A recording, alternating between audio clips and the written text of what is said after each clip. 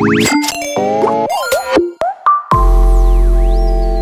and gentlemen, welcome back to a brand new week. It's your favorite podcast of all time. It's the boys, your Mings, back with another episode of the Table Talk podcast. Hello, everybody. Or Table Talk. Hello. Surprise, surprise, Ming Han. What's the surprise? 4 more weeks with the conditional extension of the MCO. How do you feel about it? I think I'm the worst person to ask. To be honest, I've just kind of settled into what it is right now and taken it as it is. I don't really have an issue of like, oh, I really miss going to the cinema or whatnot, because I think when you're really occupied or trying to make things work, like, you know, we have a team and we're constantly trying to figure out like, okay, what's the next step? I think you just keep yourself busy enough to like not worry about like, oh, I really miss going jogging, because we don't. And that kind of thing lah. I mean, I'm okay with it. If anything, I am kind of more worried about Haley growing up in the house like this, and I'd rather like have some time to run around with her. But okay, so far so good. How's the family at home taking it? And your friends?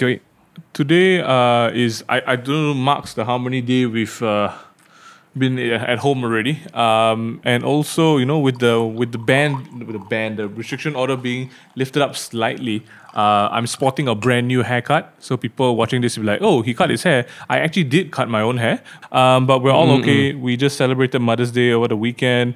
Today is actually Suyen's birthday. So happy birthday, Suyen, at the time of recording. Yeah, she's at the time she's of recording resting right now. Yep, that's great. It's been an eventful weekend. Start of the week, Mother's Day, birthday, and all. I do think I will need my own haircut soon, but hey, let's save that for another day. I feel slightly sad that May has so many public holidays and we cannot use any of them because we're all just at home.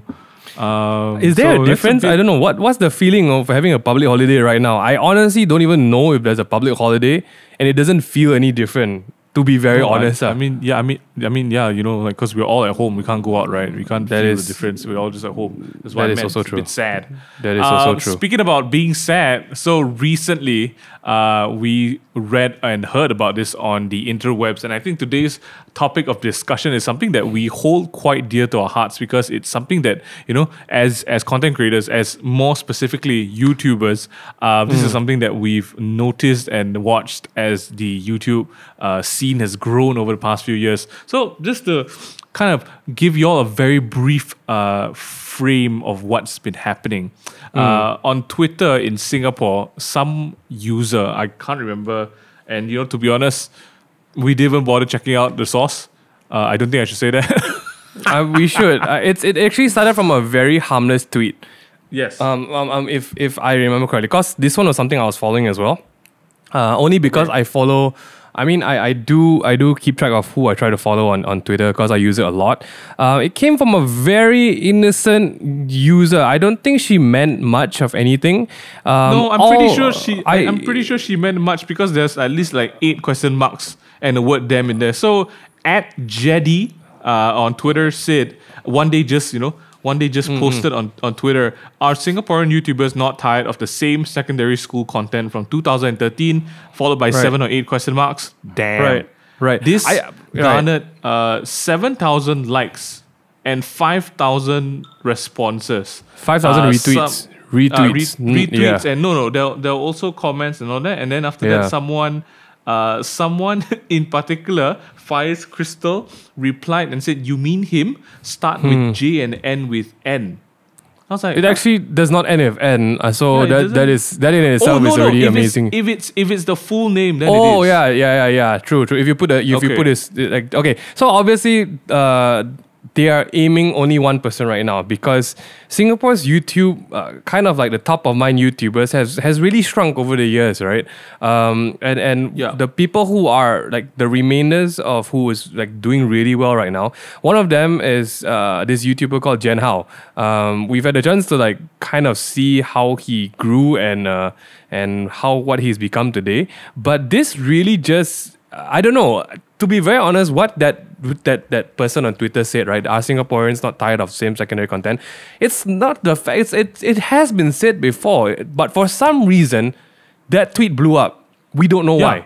right? So it's not like this is like an old topic or whatnot, because like our friends in the Singaporean scene have been addressing this issue for the longest Since time. 2013, actually. Yeah, and this has continuously been like a talking topic among the scene, even back when, it was the beginning, quote unquote, the beginnings of the scene. But for some reason, this really just like blew up like wildfire. So for I think some what reason.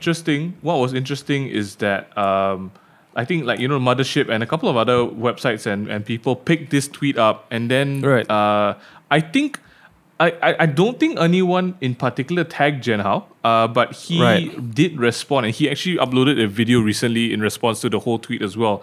And so I think Right. today what we want to talk about is not so much taking any side, right? Right. So we're gonna approach this from the side of a YouTube creator and also the side as an audience, because we also watch, right? Right. We're So, going to take both sides. Right. yeah. So let's start off with the fact, like, is it a thing that Singaporean YouTubers are still doing content from 2013? I would say yes and no.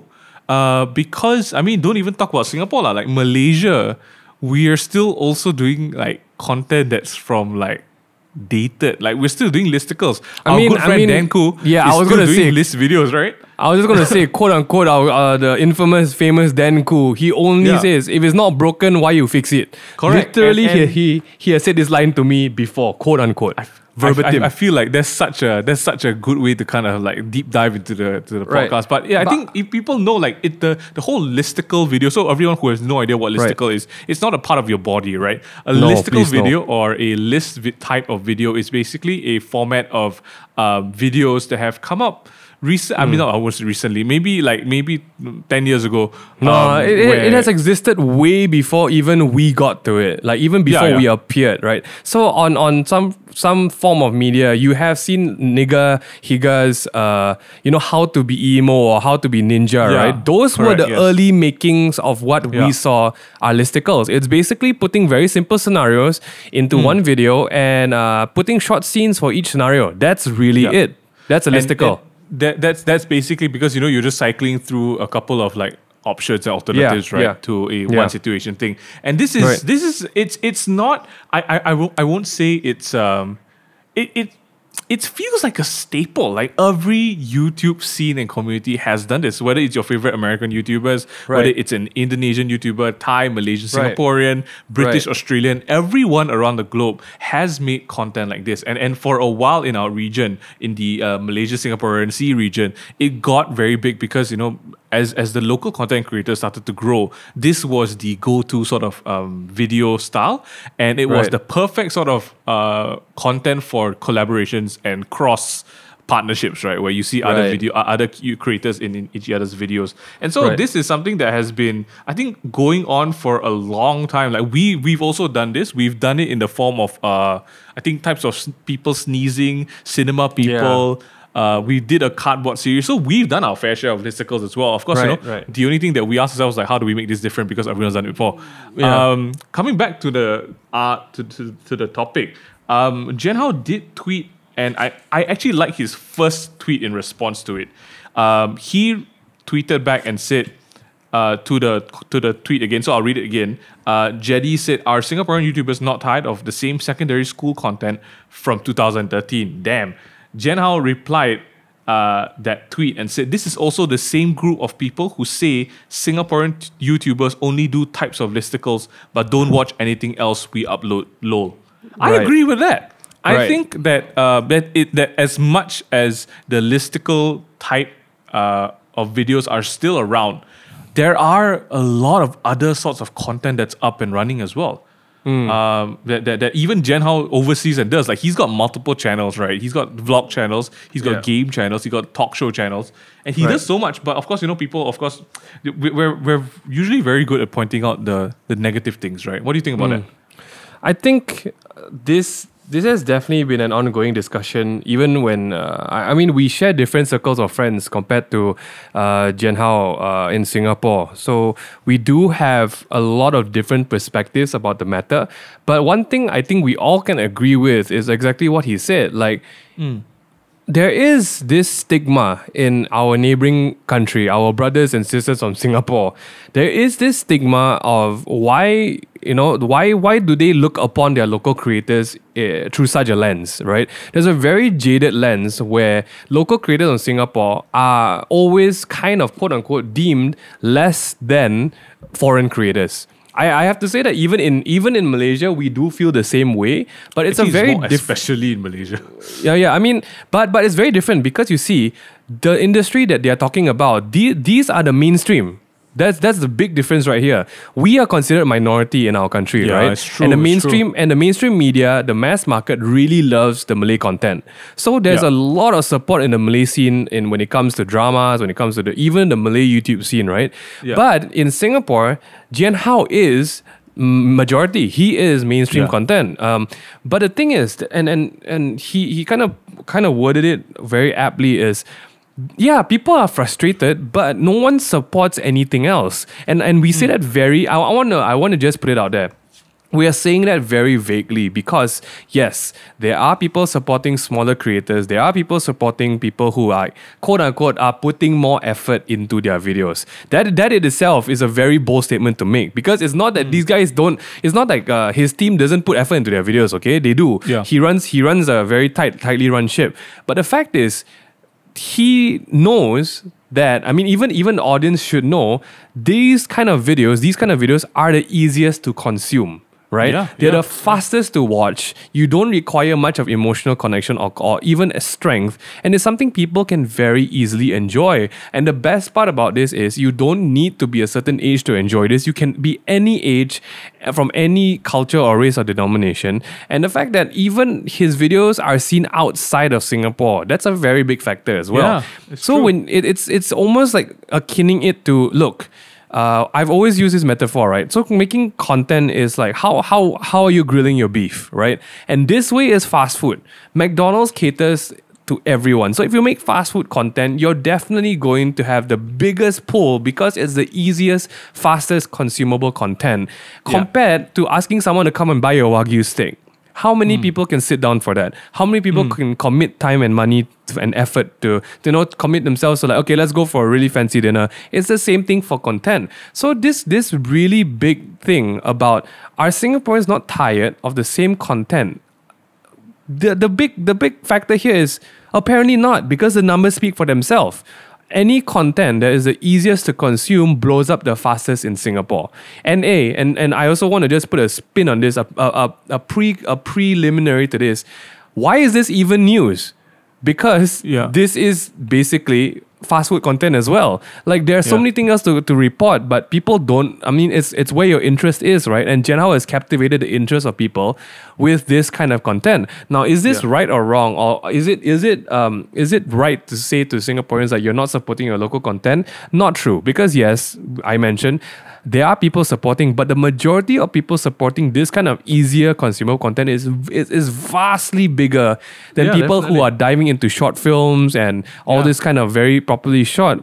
And you got to ask yourself, guys, if you guys are Singaporean, are you actually putting the same kind of enthusiasm behind sharing videos, tweeting about your favorite creators, pushing them out daily? Because whatever you feel Jian Hao's content lacks in the same kind of content, he makes up with the volume of how much he shares it. So that's a very different factor right now.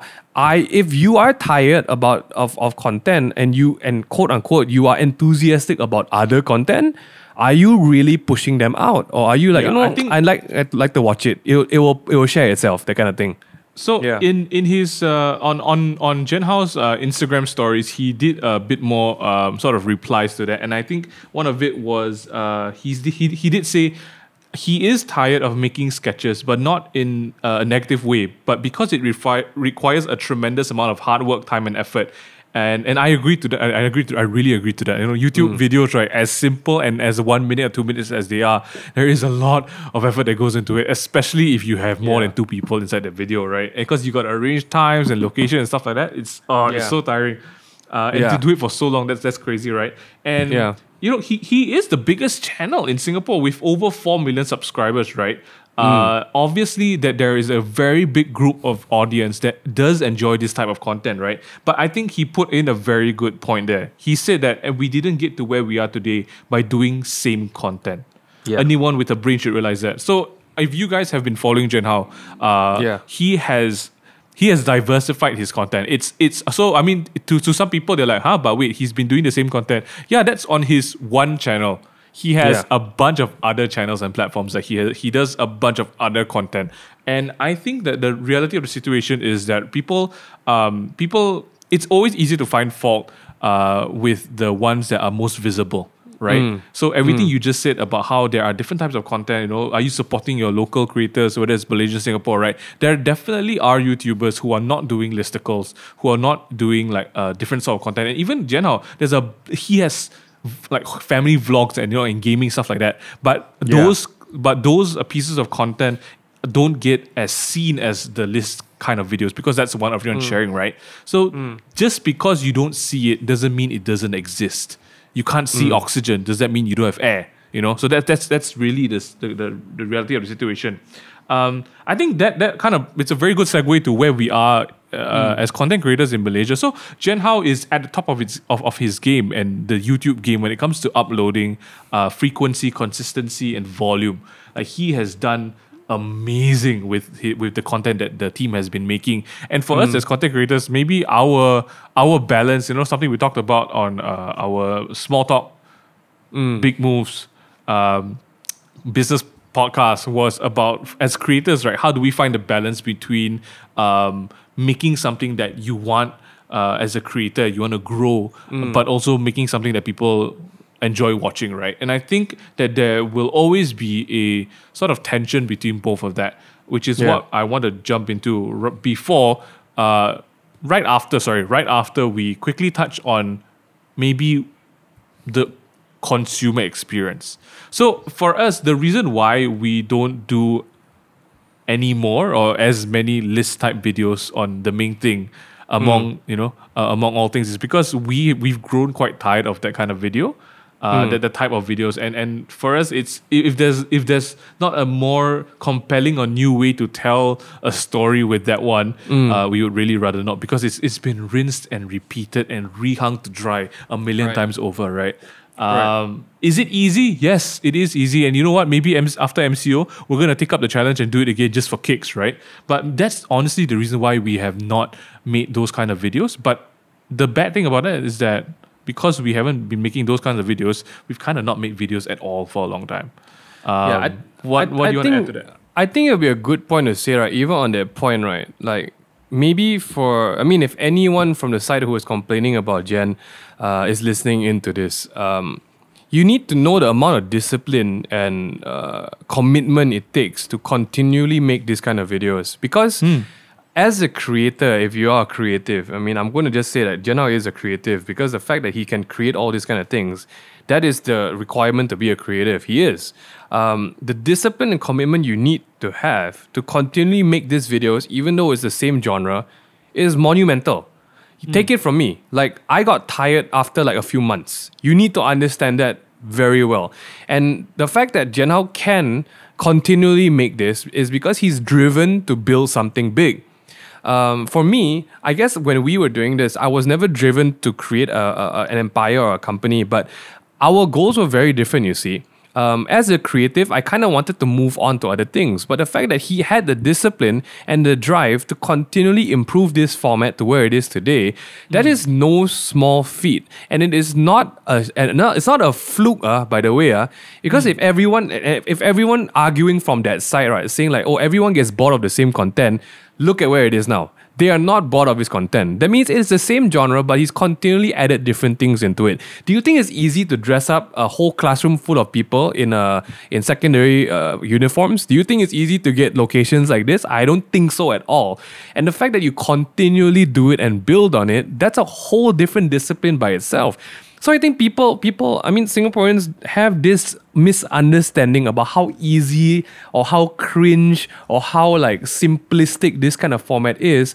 When you don't understand, right, after doing a year of this, after doing 2 years of this, that mental discipline that you have to continually create something because you know it's working and you want to kind of pursue that working relationship first is immense. Because for me, I burned out of doing that years ago, and I had to move on to something else. I did not have that tenacity. A lot of people don't have that tenacity to just do the same thing. And because of that, Genhao really stands for what YouTube is. It's free content, it's free user-generated content. And I mean, we can talk about this in another point, but he makes it for free and he doesn't force anyone to watch it. That is the big twist here. Why are people complaining like they are forced to watch it? This guy is I mean, okay, look, I don't want it to seem like we're singing his praises. He's not asked us to talk about this or anything. Just so you know, we are probably at the furthest end of the table compared to anyone else who's talking about this. I think that we've talked a lot about, I guess, the creator side, the Genhao side of this argument, right? But let's flip it over to an audience sort of context, right? And for me as an audience, am I sick of listicle videos? Yes, I am so sick of listicle videos. Like, I want to die. I cannot even anymore. Like, to me, when I see another video that is types of or different types of or different kinds of, like in my mind, I'm just like, wow, again. And I think it comes in twofold. Like, for one, if it's a new YouTuber I've never seen before, a new content creator, and they do it, I'm just like, yeah, they're just doing the route, right? They're just doing the rounds. But if it's the same, like, veteran YouTuber, I don't know, I feel like I just wouldn't bother clicking. So this is the honest fact again. Like, I understand why the tweet was even made, and even despite us kind of like talking about it from the content creator's perspective about the effort, putting in all of that, right? My question is always just like, hey, cannot think of anything new, cannot think of anything else. And that's why for me, when I see those kinds of videos on YouTube, even if it's recommended or in my subscription list, I just don't click on them. Because I'm just like, I don't want to see this again. Because they don't make me laugh anyway. So why bother wasting my bandwidth on it? What do you watch listicle videos, Ming Han? I actually do, because I'm a very free user of YouTube. Like, I love browsing. I really love browsing. The only thing that will stop me from watching a video is if I know that that video has something fundamentally wrong. Like, until today, I do watch even like Logan Paul's videos, right? Because I want to know the process of what he went through, but I do not condone them or share them in a good light because of what happened to the Japan one. But I still watch. I do watch it because I want to keep up to date with stuff. And maybe it's my fault for maybe not giving the content a chance, because there might be some sort of plot twist inside that might make me laugh, right? But you won't know until you watch. I'm glazed over, man, and I just don't want to watch it. I think the fact that because I was a bit open to TikTok kind of like continually just allows me to just keep up with stuff, because TikTok is cringe central. Seriously.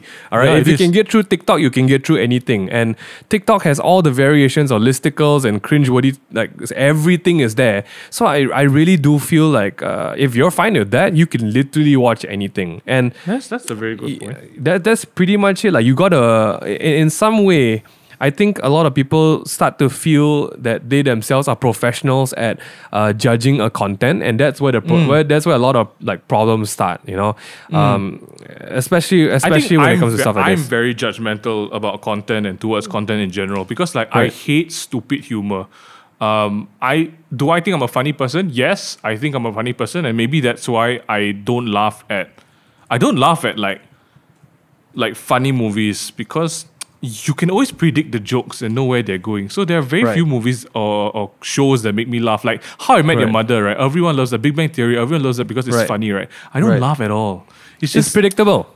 Yeah, it's predictable. And maybe that's why I just in general don't consume the same sort of mass comedy content that people do. But in the same way, we did for a time love Supernatural, right? But Supernatural is not funny. It's not funny at all, but the thing is, it still uses the same format, right?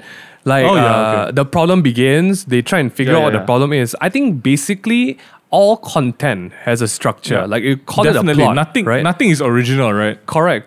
But I think it's just about where we have a lot of prejudices set up towards a certain genre of content and where we don't. And apparently for this issue today, everyone unfortunately, the prejudice of the plight of the people this time is toward their own local creators creating this certain type of content. Yeah. So, to be honest, a lot of people don't share stuff, and it's the reality of life. And I think it's fine, because I don't share stuff as well.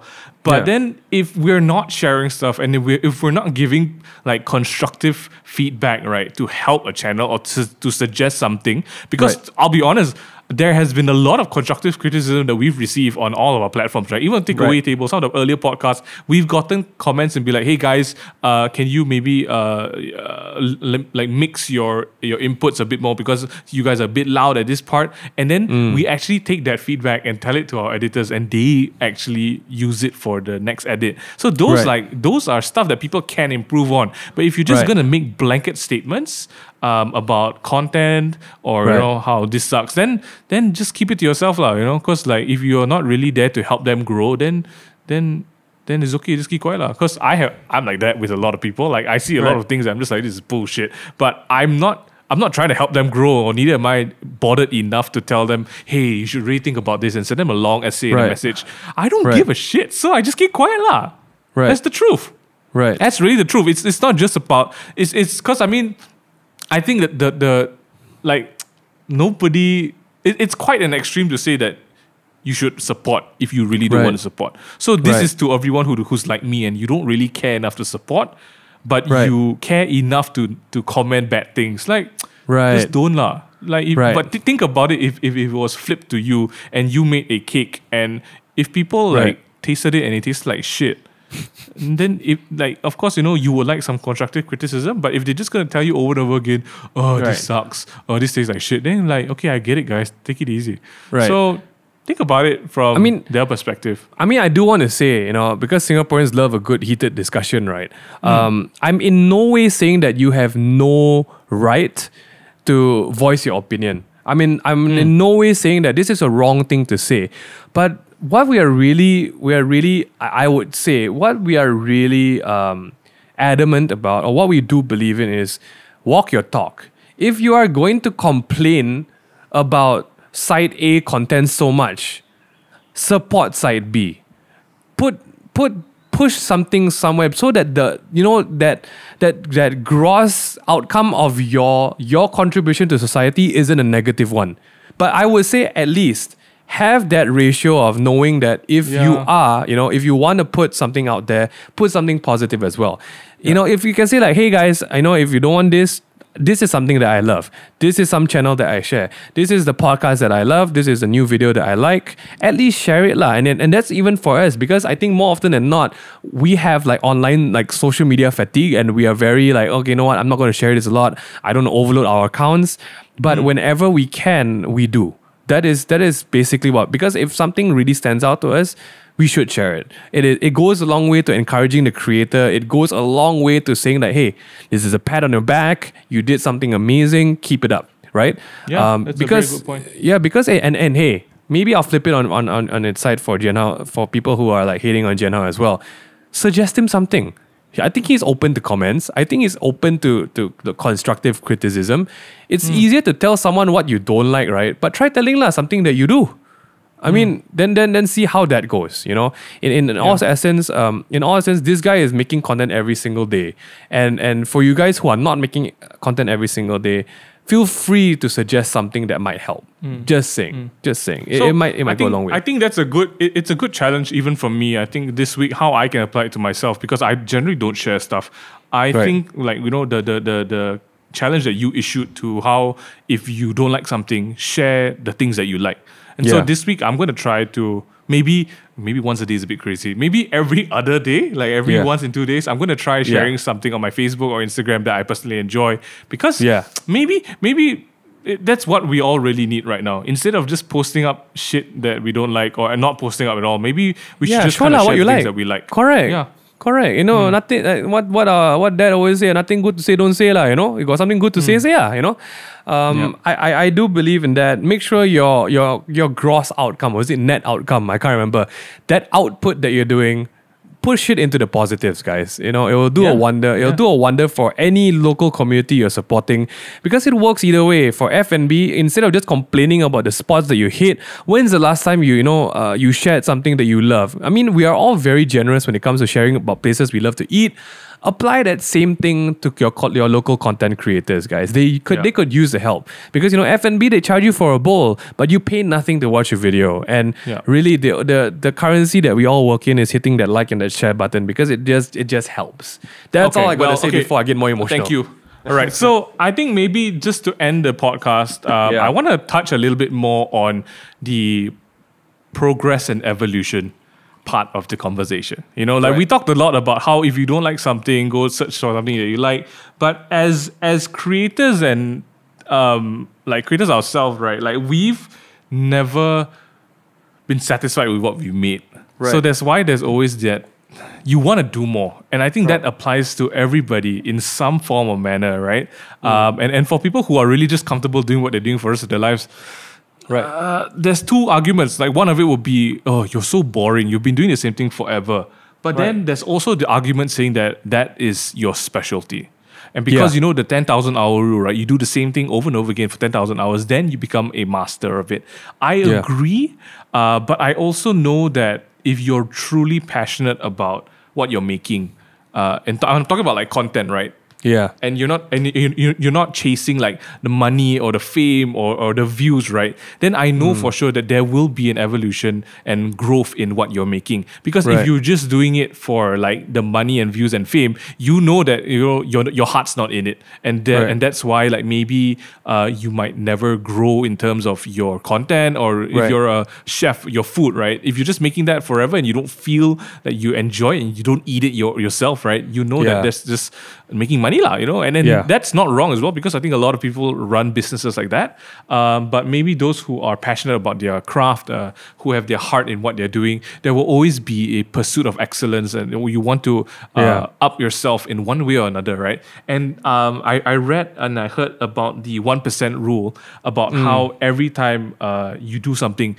you don't try to improve by leaps and bounds. You try to do it 1% better than you did it the last time. Yeah. And I love that. And I cannot remember who said that, but it's so powerful because Ivan. Yes, I saw the share. Ivan. Yeah. Ivan shared it. Yes. Because I don't think it's realistic to expect perfection of yourself from the get-go, or even in like a couple of rounds of trying, right? But to be able to do something 1% better than the last time you did it, whether it's the camera angles, whether it's the amount of sugar that you put inside, you manage to save costs, 1% better is still better. Right. And I think before we go into that talk about honing your craft and everything, we should just save that for another episode, because it's a whole different discussion. But it's right. I think for those who need to just realize the fact that this dude has done his 1% every single day, and he stuck to it. And I think if not, like just right off the bat, we are very different content creators. We create very different content, right? But there's no denying the fact that you respect the fact he's done the hours, man. He's done the wax off. He's done the wax on. He's done the 10,000 hours, guys. It's the same as maybe playing Dota. You might not like a hero, but the guy who's used it 10,000 hours, he's going to be freaking good at it. And that's that's just it. At the end of the day. So yeah.